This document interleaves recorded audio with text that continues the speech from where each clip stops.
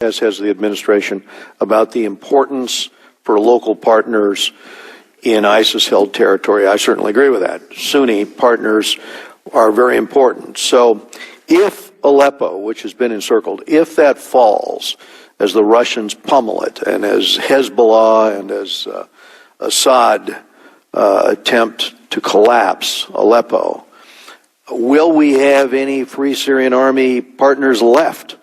And then the other concern I have in terms of the Sunni population is I understand that the Shia-led government in Iraq is working to use the justice system to further push out the Sunnis. And so if the central government in Iraq is unwilling to make the reforms needed in order to create a more inclusive government and inclusive security forces, what will be left of Iraq, and what will be left of this effort to include Sunnis in our effort to put down ISIS?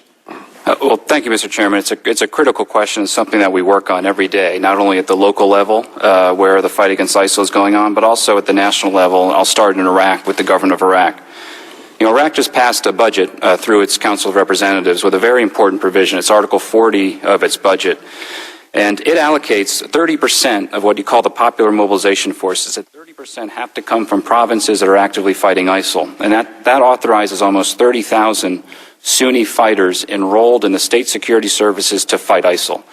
We have almost 15,000 now. And they are being paid. And they're being paid about $680 to $750 a month. And that might not sound like much to us, but the rural labor earning for an average Iraqi worker is about $36 per month. So Prime Minister Abadi has put his money where his mouth is. It's reflected in the budget. He tells us every single day he wants to get the local Sunnis in the fight, and we are helping them.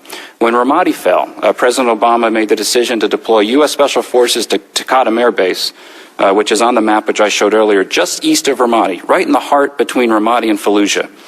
And we deployed out there immediately to work with the Iraqi security forces to get them back on their feet and to integrate Sunni tribal fighters into the fight, and that has been a success. In Haditha, our special forces are there, working with 3 local tribes who are now mobilized, actively fighting ISIL. So we are gaining some real capacity in Iraq on the Sunni tribal fighter side.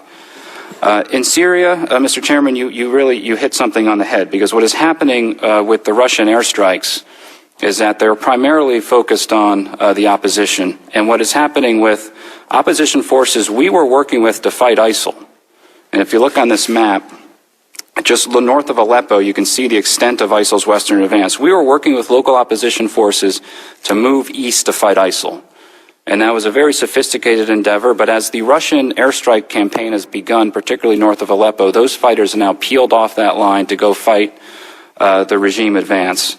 And this is causing us real problems for the counter-ISIL campaign. And frankly, we tell the Russians this very clearly. You say you're fighting ISIL, but what you're doing is actually having a detrimental effect to the fight against ISIL.